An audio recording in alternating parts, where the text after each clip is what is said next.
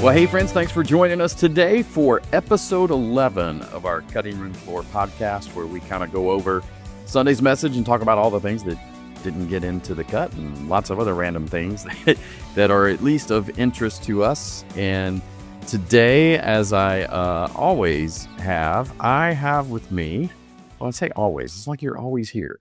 I've got with me Christian Nichols, and I don't have anything else to do, so like, whatever. There we go. It's not like I'm running 23 hours out of a 24-hour day every single day right now, but. Well, yeah, there we go. So, I mean, like it or not, guys, you have us. So that's right. I like that hat you're wearing, though. I didn't see that hat South before. Carolina hat. I got that my one and only trip to Charleston. There you go. Yeah, you got the palmetto tree going there, man. I enjoyed Charleston. It's a great little town. Good food. Oh, it smells. So my son lives in the northern suburbs of it, and when he moved there, I was so excited because other than New Orleans, I can't think of another southern city that is as big of a food town as Charleston is. Yeah, and it smelled a lot like New Orleans too. I've been to both of those. There were parts of it that had that same kind of, odor to it. Well, I've not been to New Orleans, but you have told me, I've had a couple of friends that have been to New Orleans tell me that the parts of New Orleans everybody talks about, Bourbon Street in particular, is actually just disgusting. It is. It is disgusting. Smells like sewage running down the streets. You know how I am about shoes, about sneakers. Mm-hmm. I took a pair of sneakers off when I walked back to my vehicle from being on, which I got a whole story about Bourbon Street if you ever want to hear it, but we don't need to get into it on this podcast. But when I walked back from Bourbon Street, before I got in my vehicle, I took the pair of shoes off that I was wearing. I put them in the back of the truck, and I never wore them again. I threw them away when I got home. Yeah. That's the kind of stuff I was walking through. It was bad. Well, I know. But beignets at Cafe Du Monde, ooh. Well, I'm just saying, I mean, there's got to be good food. I know the streets are nasty because when the Super Bowl was there, they put down red carpet to just cover the filth that's running through the streets. And you could see all the wet spots that was seeping through that. You need more than red carpet on that. You need some Pine Sol or something. But yeah, listen, I enjoyed Charleston. It's a great little town. And I actually...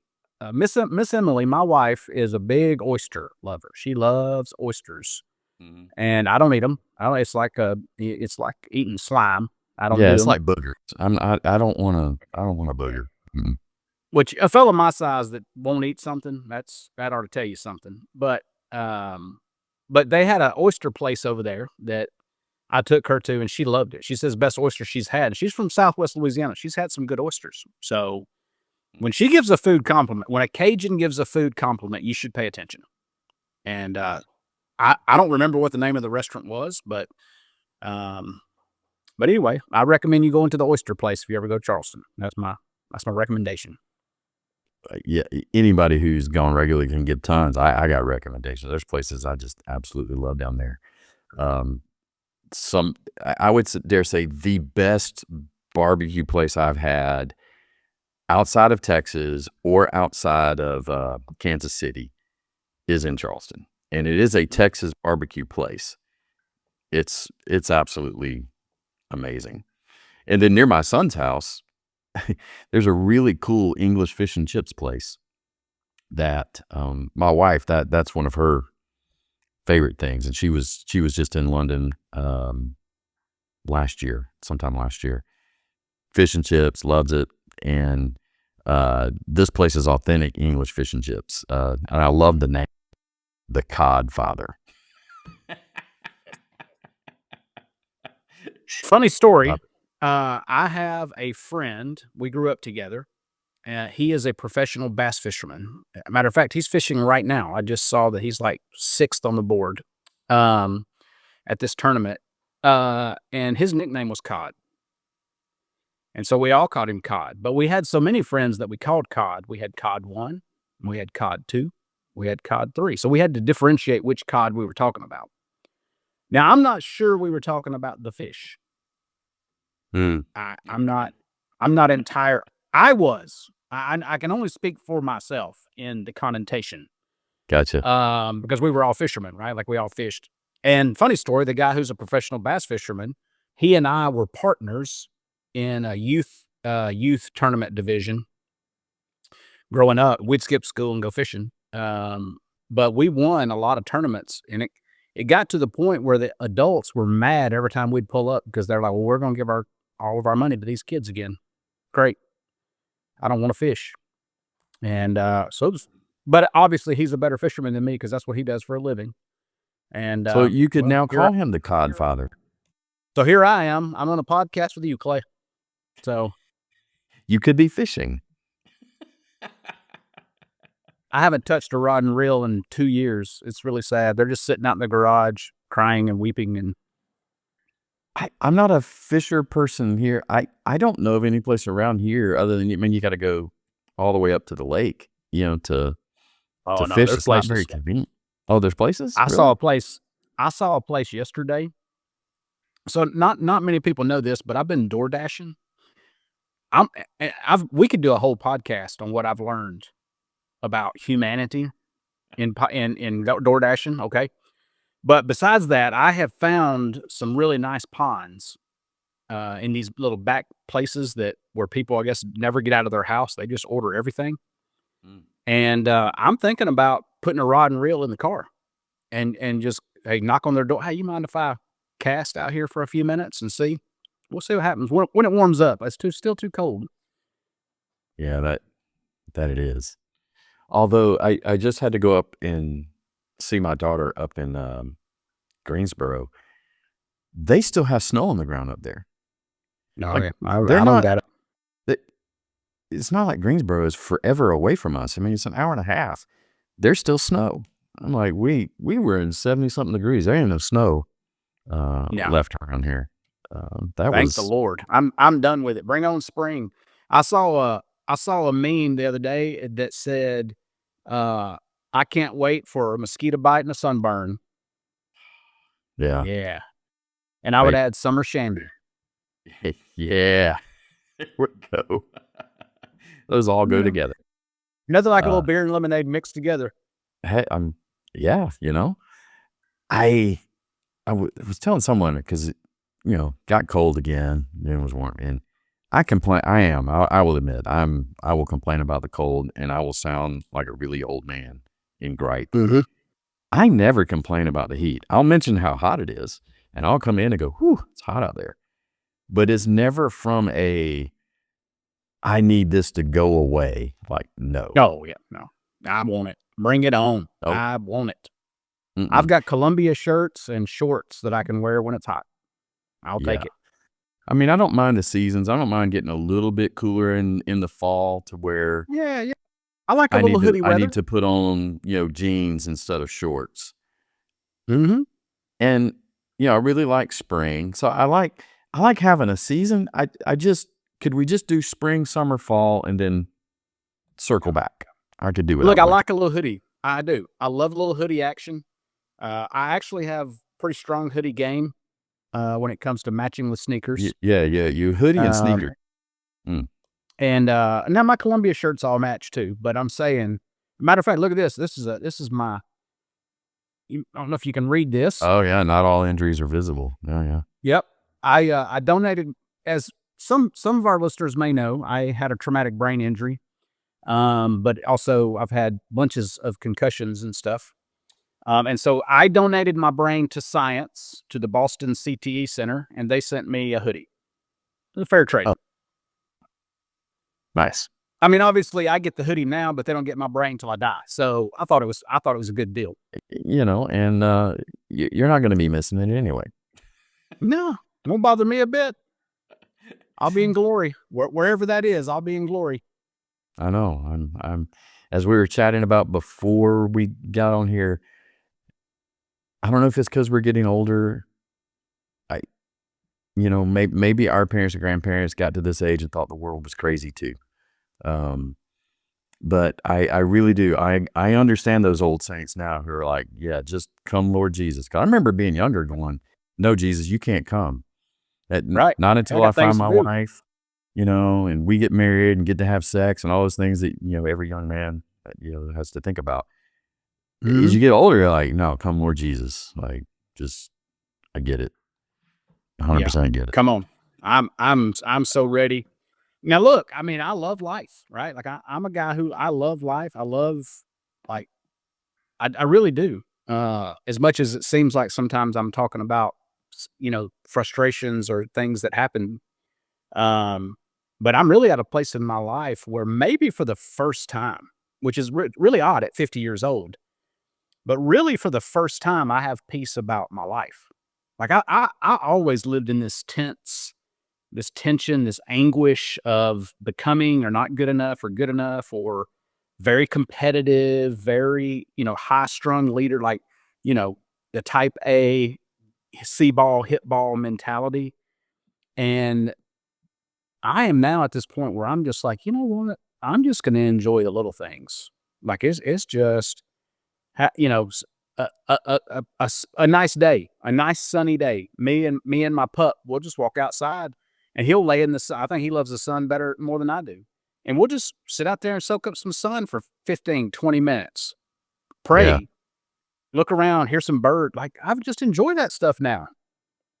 Yeah. I called, one of my friends, kind of walking through some tough times in his life. And I think it was Tuesday, it was warm, whatever day it was warm. And, um, it was in this, for reference, if you're here, it was in the 70s that day. And I said, man, Uh-huh. we just sit down in some sun. So bring a cigar, bring a drink.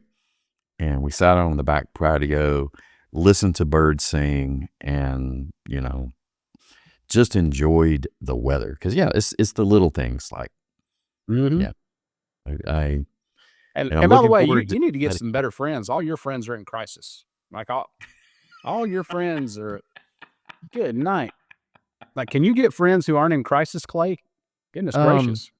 I'm trying to pray you guys past it. No, That's hey, you know what? You know what that tells me? And this is, I'm being serious. I'm the funny one, as they all say. I'm the funny guy. But you know what that tells me, Clay? You're a safe person that the Lord uses. We're talking about meant for more right now, and yeah. walking in your giftedness. You have this very unique, powerful gift called hospitality. Now, most people think hospitality is I can make you a charcuterie board when you're coming over, right? Which that is part of it, right? That's very minute. But the biblical, if you'll remember, do you know why God like destroyed Sodom and Gomorrah?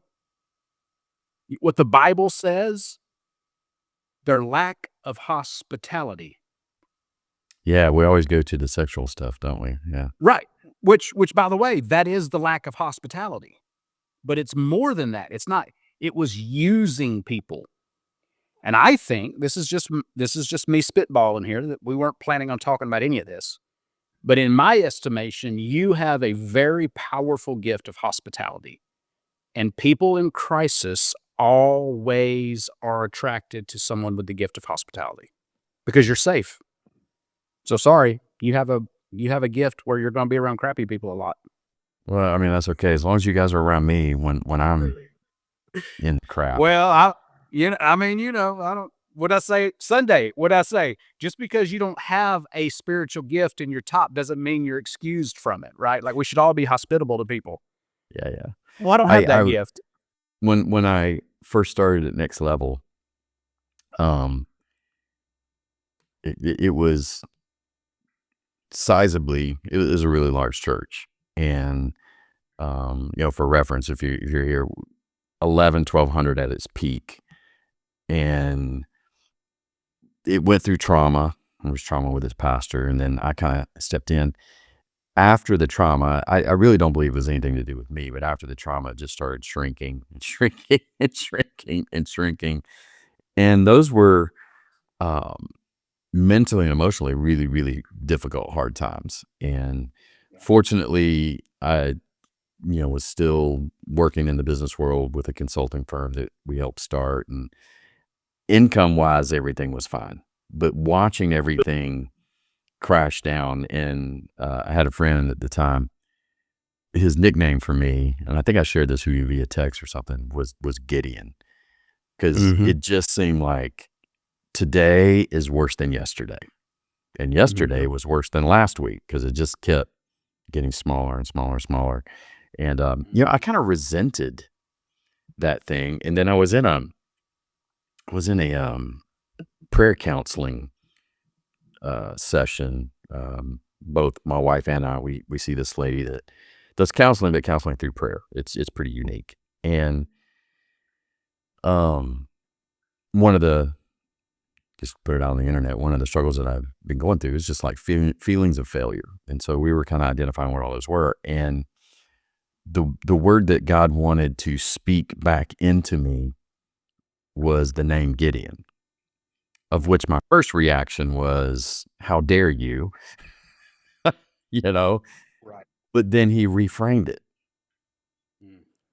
Guess who took the kingdom? Like, guess who won the war? Guess who, did the great and mighty work?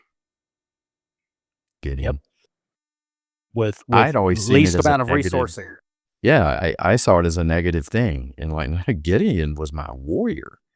He, like, oh. Yeah. So, And what do y'all what I what do y'all take call away me? from that is the Holy Spirit can reframe everything in your life in a minute. No, without a doubt. And what have you called me? If you were Gideon, who did you say I was? I don't remember. You said Job. Oh,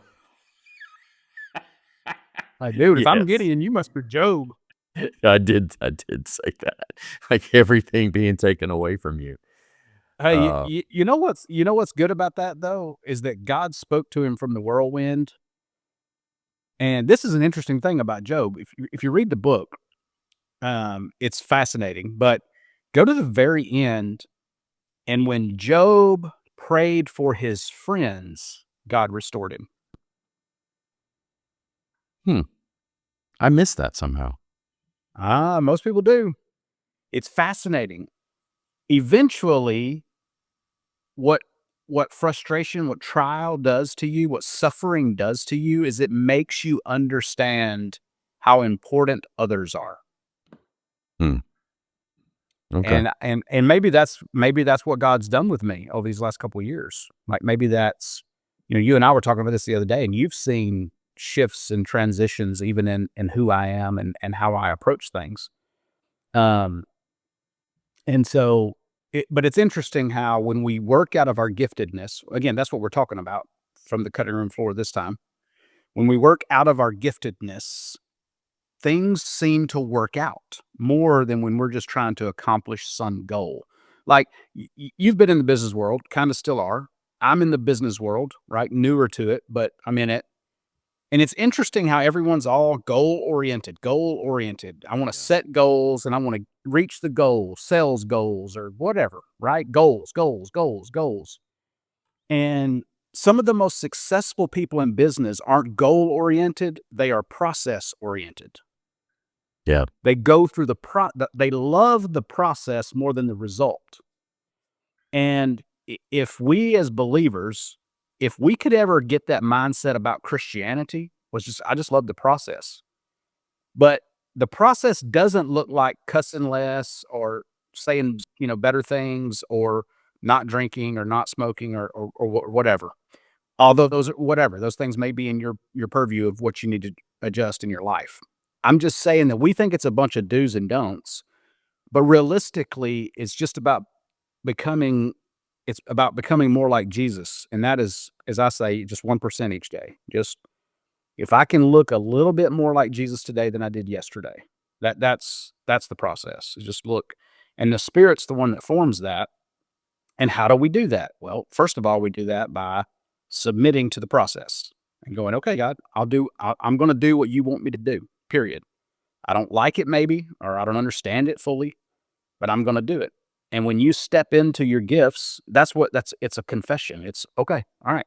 I trust you. and I said this past Sunday in the sermon. I said, I moved here to build a business, not to preach. Yeah. And I mean, that's honestly the truth. Even though I told you from day one, you're like, hey, would you mind preaching, son? I'm like, of course I will. I'll do anything for Clay. He's my buddy. Of course I'm going to do that. But that wasn't my goal. My goal wasn't to come preach. And I feel like I'm having more fun preaching now than I have in my entire life.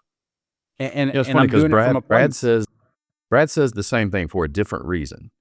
When the pressure in if you've ever been in ministry and had to stand in front of people and talk, there is this immense pressure to be something. You define whatever. You define it, other people define it, whatever, be something. And I think what you're experiencing, and I know Brad has mentioned this, is when that pressure is gone and I can just be who I am and talk about the experiences that I'm going through and like authentically express, both you guys are enjoying preaching. Mm-hmm. Like, it's not that you never did before, but it's a different. Hasn't happened to me in 2 years? What hasn't happened to me in 2 years? What's that? I haven't had an elder text me between services words that I should and shouldn't use. I want people to understand this. Yes, that really happened. Like, we've known each other, I can't remember, 7 or 8 years. Mm-hmm. And we would meet once a year at this meeting with other pastors down in Florida. And you would tell me stories like this of people calling you out on certain things. Or I might mention something that I said or did, and you would be like, ooh, man, did you hear about that? Did you catch a message? And I'm like, what? What are you talking about? Like, you get emails if you say X, Y, or Z? Yeah.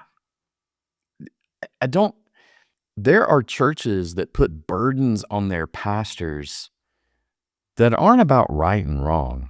I mean, if you said something wrong, we should say something. If I say something wrong, you should say something.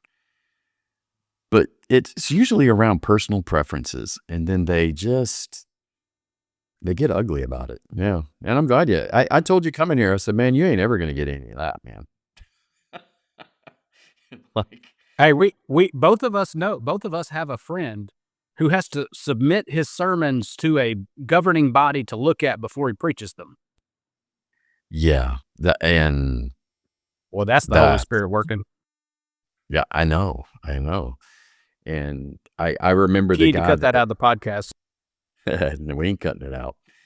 Because I know the guy that was preceding him that they approached and said, this is what we want to do. And he's like, well, then I'm out. I quit. Mm-hmm.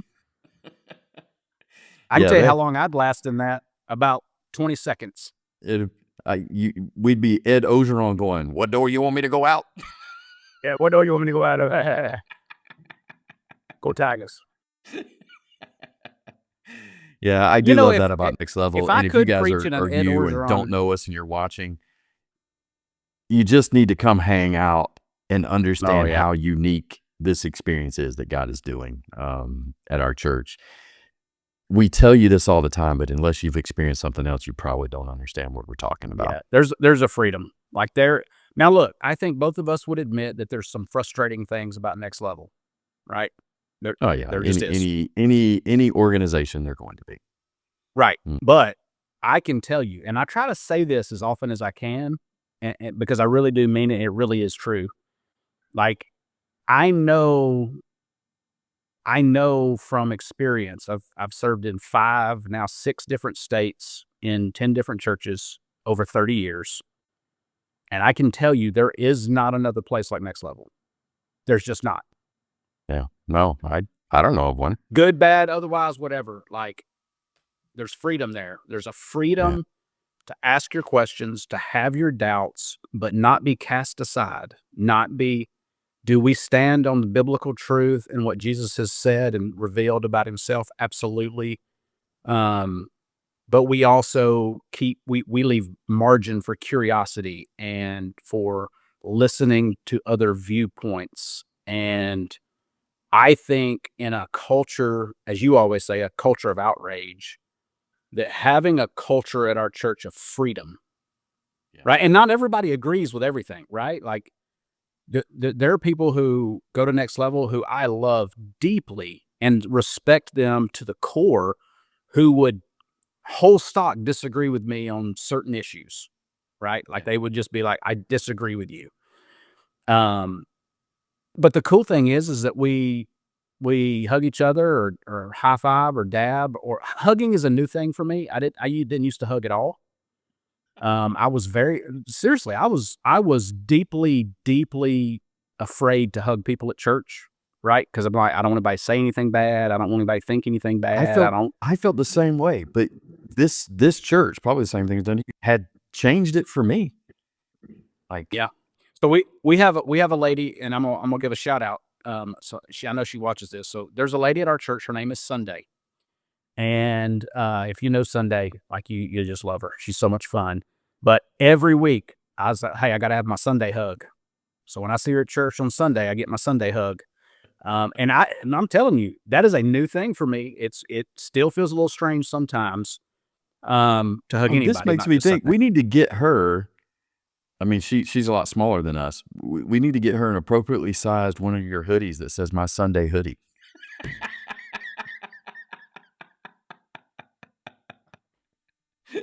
I told you that hoodie is. I'm sure it's your former church. They're probably stacked up in a room somewhere for the next bonfire. Just ask them if they could loan one out.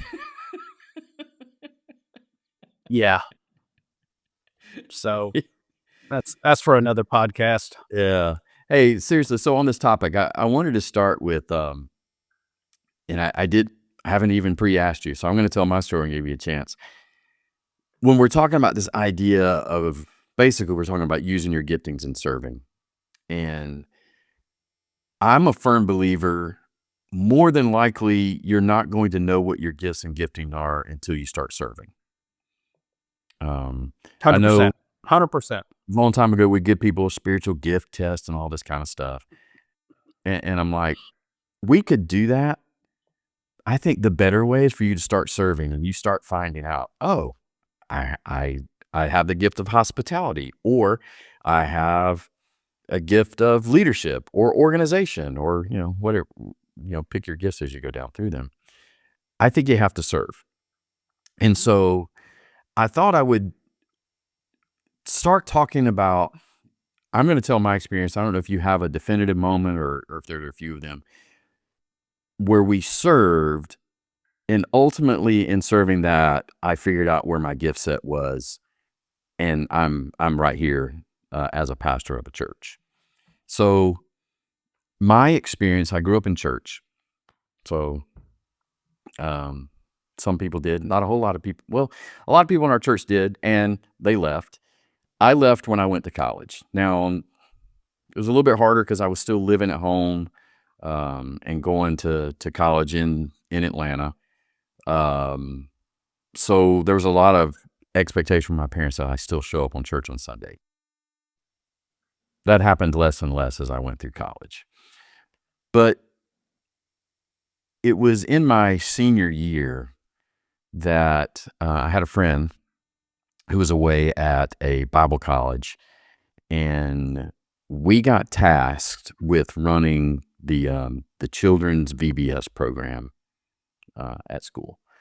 So, he comes back. He's 2 years younger than me. So at this point, I think I was 20 and he was 18. Yeah, he had done his first year, which is bizarre to me. They turned the keys over to the whole kids program to an 18-year-old. And here, you lead our kids. And when we did that, I had the opportunity to teach the lesson.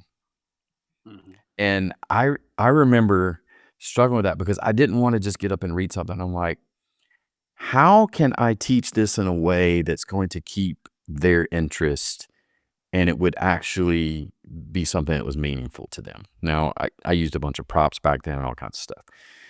But what that did for me is the pastor's wife came to me at the end of that. And Anne, her name's Anne Fennell. And she said, Clay, you have a gift of teaching. I saw it. Now, lots of things have gone into that. I've had to put practice into that. There's a lot of things. But if you were to have asked me prior, hey, what are your spiritual gifts? I wouldn't have known. I really wouldn't have known. And I have more than one. I mean, you identified one that I'd have to really ponder. I've never really put that in my bank of hospitality. But I think the best way to learn your spiritual gifts is to serve, and then either you'll figure it out, or I would say at least 7 times out of 10, someone else is going to come along and say, "I see this in you." So I don't know what your experience was. I don't know what your thoughts are on.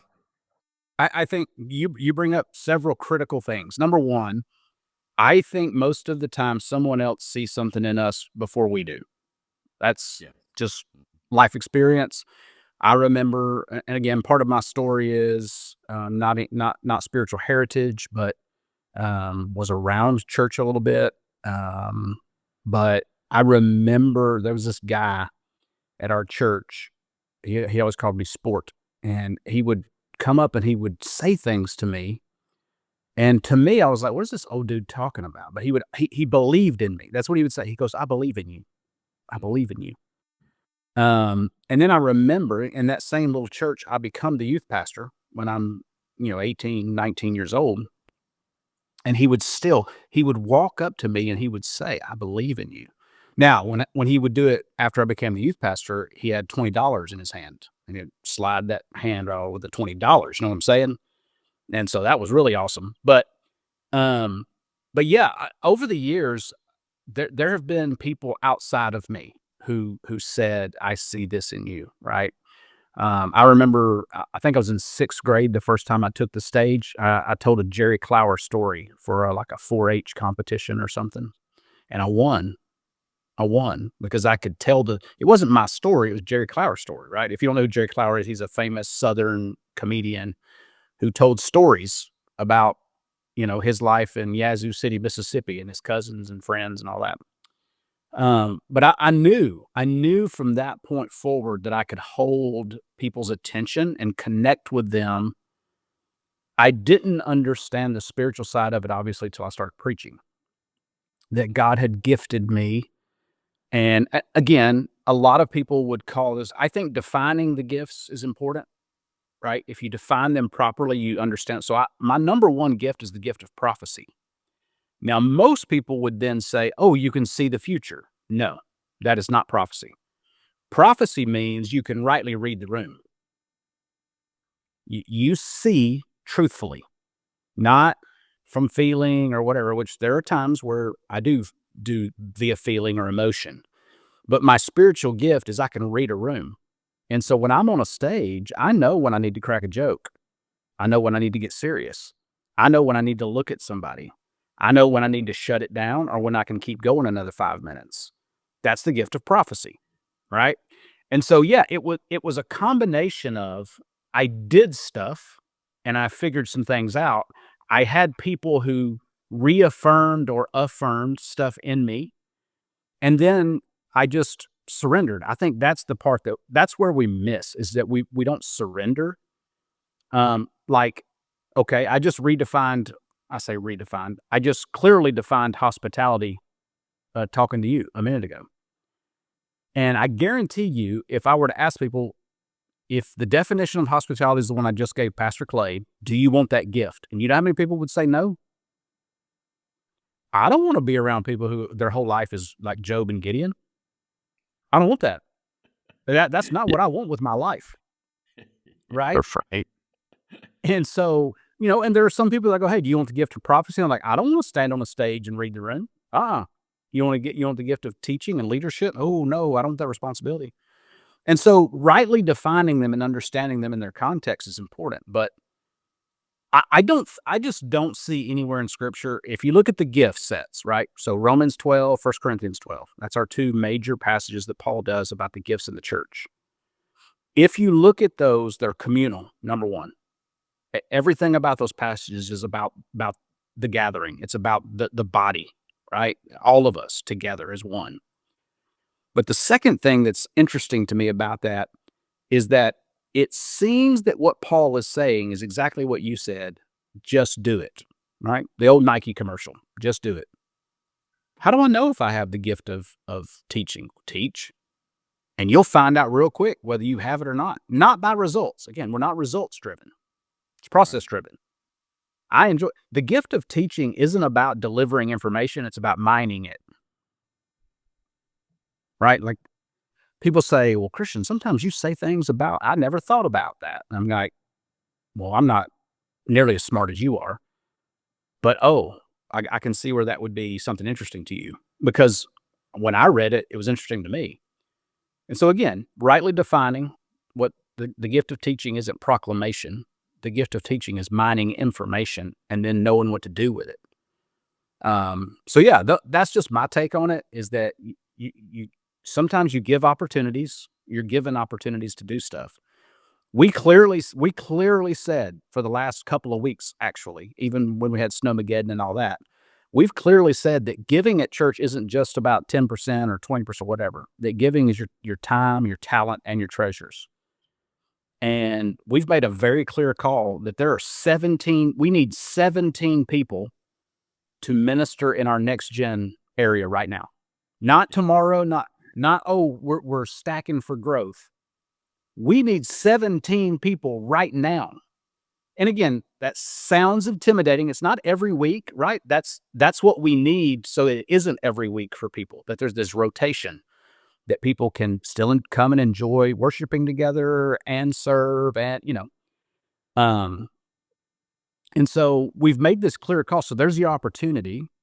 We, as a church, even, I think we're we're positioned for people to do the one thing that I think keeps people from trying something like we've been talking about, and that's failure. And if there was ever a church for you to do something that you weren't gifted to do, figure that out and get out and do something else, it's next level. Oh yeah. We're not going to shame you. We're not going to shame you. Oh, you didn't like teaching the kids? Well, I didn't either. So let's, right? Oh, teenagers? I tried it, man. I couldn't. Okay, cool. Let's be the security team. I'm not real good at I'm not real personable with some things. Like, okay, well, don't work first impressions. Let's get you on something else. And so that would be my encouragement. If you're listening to this and hearing this, if you're part of what God's doing at Next Level right now, just try something. It's okay if you don't get it right. It's okay. It's fine. Yeah, the big idea point or main point, whatever you want to call it, for this week is God does more through availability, like our availability, than our capability. Oh yeah. It's the power of showing up. Mm-hmm. And right now, it's not just our church. Churches everywhere. What churches everywhere need right now is for the people of Jesus, the people who follow Jesus, to show up. And guys, I'm not talking about showing up on Sunday, although that'd be great. You probably should show up more often than you do. Show up, meaning become available and pour into somebody, some area, somewhere, something. We, in my Faith on Tap group this week, we had a discussion about showing up. And I asked a simple question. Hey, when has someone just shown up in your life and that's all they did? Like they weren't there to fix anything or do anything. They just showed up. And I just sat back and listened to stories. I shared some stories from my own personal life. I shared some stories from my wife's life. There is so much power in just being available. Yeah. And just showing up. But the good news is everything we're saying here, when you do that, God's going to begin to unlock and begin to reveal and begin to uncover, however you want to look at it, how he has gifted you. And then once you understand where your giftings are and you're now available and showing up, man, that just opens more and more and more and more. Mm. And keep in mind, guys, we talked about this before with the other world. This world is not it. Everything in this world is preparing us for the next life. Now, it doesn't devalue this life. It doesn't minimize. This life is very valuable. But if we treat it as if this is it. No. No. If you don't know that we are going to be two things simultaneous at the same time in the next life, rulers over things and servants, we're going to be servant leaders in the next life, period. Yep. Well, why would you not spend time right now trying to figure that out? You know, I had a pastor that told me, I forgot exactly how he phrased it, but it was my pastor from my home church. I went and worked for him. It was my first job out of college, seminary school, and I was a youth pastor. And it was, I don't think it was the first day, but it was pretty soon. He asked me to go clean the bathrooms, and I think he saw a look on my face, you know. And what he said is, if you can't clean the toilet, you can't stand on a stage. Mm-hmm. And what I was told something very similar. Define that for you. If you can't be a servant, you can't be a leader. Not a good one. Right. No, I mean, I remember when I figured out I was good at preaching and that's what I was called to do. That's all I wanted to do. And I remember, the pastor that I was serving under, he became a pastor very late in life. I think he was older than me. I think he was older than 50 when he became a pastor for the very first time. Was being educated kind of alongside me. I was in seminary kind of when he was in seminary. And but I remember him telling me, because I wanted to preach. Sunday nights is when they would let me preach, right? And Okay.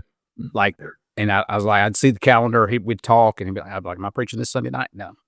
All right, am I preaching this Sunday night? No. Preaching this Sunday? No, you do this, do this, do that. And he said something very similar. He said, if taking out the trash is beneath you, then the stage is above you. And I'm like, and that has stuck with me. Here I am 30 years later. And it's like, oh, stack some chairs up. Okay. All right, let's do it. Vacuum. I know you know this about me. I cannot stand to see trash on the ground at church. Yeah. Or or like if or I'm weeds. walking across the park, or weeds. Yeah. I spent a whole day before Easter last year weed eating our parking lot because it was driving me nuts. I'm like, I can't, if this is where we want visitors to park, I want them to think we've been waiting for them. Right. And you're like, well, yeah, absolutely. And we're all in agreement. And then we're like, okay, well, let's get this done. So I'm like, I got it. Don't worry. You do this. I got this. And yeah, but even beyond that, there's just this, do you care? Do you take pride in what you're doing? Because man, this is eternal. If you don't think that showing up at church and opening a door and welcoming, think about this. 35-year-old woman walks up to the church door. When she was 17 years old, she got pregnant, and her parents made her stand on a stage in front of everybody and apologize for her sin. When she had her baby's 3 or 4 years old, now she's 22, 21, 22, 23. She's out on her own. She leaves church because of the way she was treated. She's 35 now, and that baby is now a teenager. And we all know how difficult it is raising teenagers, right? And she comes to church for the very first time in 20 years. And she's hurt. She's been hurt by the church, by church people, right? I'm not saying that church people are bad. I'm just saying sometimes we behave bad. And she gets there, and imagine this. The first person that she encounters when she walks up is somebody at the door that goes, I am so glad you're here today. I'm so glad. And they're smiling. And they're like, and I get it. You know what? First of all, she's like, oh, this one was nice, but I wonder about the next one. But then when they get inside, they meet somebody at guest services or at our church, it's Start Here, right? It's like, hey, so glad you're here. You're new? Great. Well, yeah. Oh, sure, we can answer that for you. Oh, let me show you where our teenagers go after service, or whatever. And then you get what I'm saying. Like, when you may think that being a door greeter is not a big deal until you realize you are the very first person representing the kingdom of God and the person and work of Jesus to someone who's walking through those doors for the first time or for the first time in a long time. Yeah, and It's not we what you and I just say. It's not what we, you and I say from the no, stage. no, no. We talked about it this week in staff meeting. People form their impression about us as the church in the first 7 minutes, Mm-hmm. and in the first 7 minutes, the only people they've seen is first impressions people. Be it first impressions over in our kids area doing kid check-in, or first impressions people in our lobby. That's all they have interacted with, and they've already made an opinion. And now, if it's a good opinion, as I shared in staff, as we can blow it if we suck at music or the preaching sucks, but the impression is made. And so if you're watching this and you're on the first impressions team, I just want you to know there is no insignificant role. Shout out. Yeah, there is no insignificant role on that team.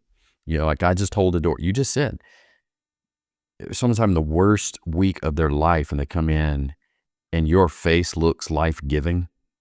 Yep. There's no insignificant role. There's no I just.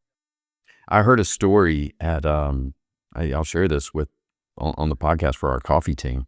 It was inside of our Faith on Tap group. A guy was sharing a story of someone who showed up on Sunday, and it had been 10 years, maybe more than that, since they'd been in a church. And they were so scared and so nervous and everything that they stood in the lobby and they were greeted and like, oh, okay, because they were getting ready to leave. And after they'd been greeted, they went over the coffee, and just their anxiety was still building and building and building. And the person who had shared the story, they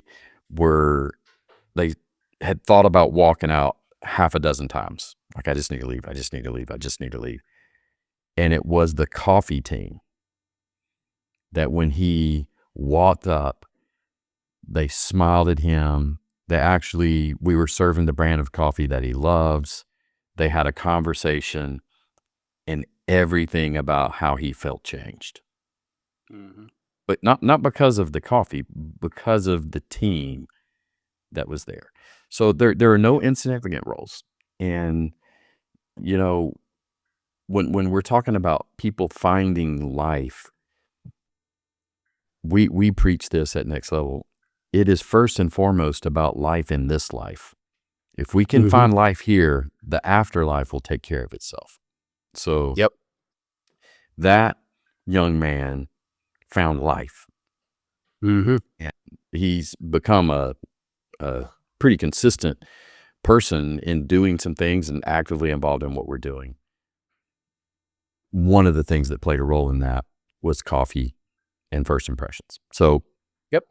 Hey, it's mind-boggling to think we trust Jesus with our eternity, but not our Monday. Yeah. Right? Like, oh yeah, you got eternity. Oh, no problem. But are you going to help me? Like, well, of course he cares about all. Like, there's no insignificant thing in your life, in the realm of how Jesus cares for us. And there's no insignificant act that isn't eternal. Again, a kid, we have no idea what kid in the kids' men right now is the next preacher or the next senator or the next president or the next person who invents a cure to a disease. Like, we have no idea that sitting right over there in that building are young people who God has gifted to this world and given them all of these platforms that they're going to have because of the way the world's connected now. Man, imagine 30 years from now, because you went over there and sang some songs, did some silly dances, did a coloring sheet, listened to a Bible story, whatever. But you looked at somebody and said, I believe in you. Just like that old guy did for me. I believe in you. And we have a real life example. I was backstage with Kiara this last Sunday, and she was showing pictures, because we were talking about it, of when she was a kid in our kids ministry. And she grew up in our kids ministry. She went on to our middle school ministry. She went on to our high school ministry. She hung around as a young adult. Why did she hang around as a young adult? I've asked her this numerous times. Because there's people here that care about me. That's her answer. Mm-hmm. And she now stands on the stage and leads us in worship, guys. So you don't even know, even locally, like, who's the next worship leader that's over in our kids ministry right now.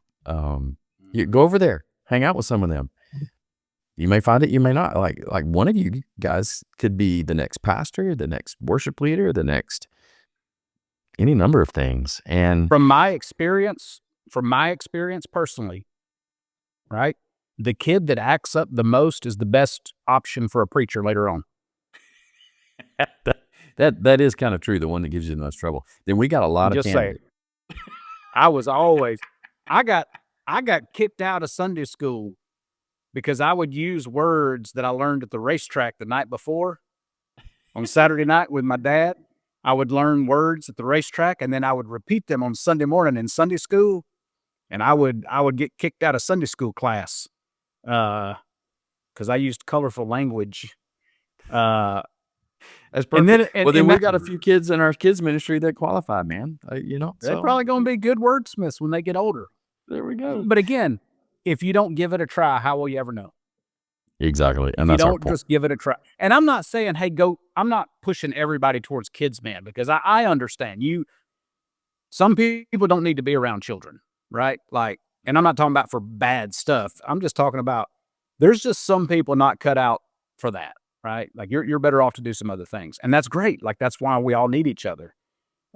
Just like not everybody needs to get on the stage and preach on a Sunday. Yeah. Right? Yeah. Not everybody needs to do that. Not good at it. You're just not good at it. Right. And so hopefully it's okay. someone's along the line. Have... Yeah, and some people don't need to be on stage singing either. Like, I'm sorry your mama told you can sing good. You leave it to poor Mike Parker for you to do an audition to tell you your mama was wrong. As I've said before, you don't want me singing, period. Yeah, I think one of the things as important as knowing your gifting is knowing what you're not gifted at. True. Yeah, true. Again, it's not an excuse. I still sing when I'm not on stage and I'm out there sitting in the audience. I'm underneath your teaching or Brad's teaching. I'm out there worshiping and I'm singing and I'm raising my hands and which is hard for me. I can't clap. You're all the time telling, well, y'all clap for this song. And I'm like, Clay, some of us can't clap and sing. We have to choose which one we're going to do. Which is funny because that's my wife. And so I can't, I get mixed up, right? But I sing. So I'm not saying, I'm not gifted at it, so I don't do it. No. That's not it. But there are things that we are gifted at that we should fully lean into. And when you do that, I'll just say this for me. When I do that, I am at peace. I have purpose. I'm filled up. I experience joy. And you can go chase other things for that. And usually it ends up, and you know this, you wind up still learning. But when you lean in and do what you're designed to do, you're fulfilled every time. Yeah. And I probably need to wrap up on our time here, but what I would say to that too, once you know what your gifting is, now you know what you can go hone and practice and get better at. And the things that I'm not gifted at, I'm not going to waste any time on those things. And to your point, doesn't mean that God's not going to use me to do those or I don't have obligations to do those. But the things I know I'm gifted at, I'm going to go spend time, money, everything I can to get better at it. Because that's the concept of stewardship. God gave me this gift. I'm going to do what I can to multiply it and give it back to him. So, yep. I work on my craft. I work on preaching, speaking, because not only do I preach at church, but I also travel and speak at events. And I work on my craft. But you know what I don't do? Take singing lessons. Exactly. Yeah. I don't, but I work on my craft. I spend money on books. I listen to other people. And to your point, that's very wise for us to remember, is to hone your craft, but don't excuse if you're not fully gifted in something. Yeah, leadership principle I've heard people say, if you're a 6 or a 7 in your gifting, this is what you're gifted in, spend the time and effort to make it a 9 or a 10. If you're a 1 or a 3, don't waste any time trying to make all your 1s and 3s. You'll just be a 4 or a 5 at best. Yeah. And by the way, there's no spiritual gift. Yeah.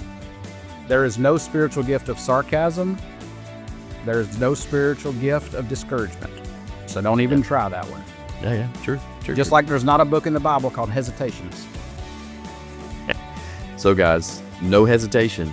If the Holy Spirit's speaking to you, we're going to give you an opportunity over the next few weeks to step into some of our areas of biggest need. So, Kristen, thanks for hanging out with us. I know you got things to go do. I got things to go do. Everybody watching us, they got things to go do. But we really do appreciate you guys hanging out with us. And if you're in town and you got nothing going on, there ain't nothing like getting together and singing together, listening to God's word, and taking steps and actions. Video ain't going to do it. So I encourage you, next level, if this is your church, be there. Wherever your church is, be there. I think it's valuable. Thanks for your time, man. Appreciate you, brother. Yeah, you too.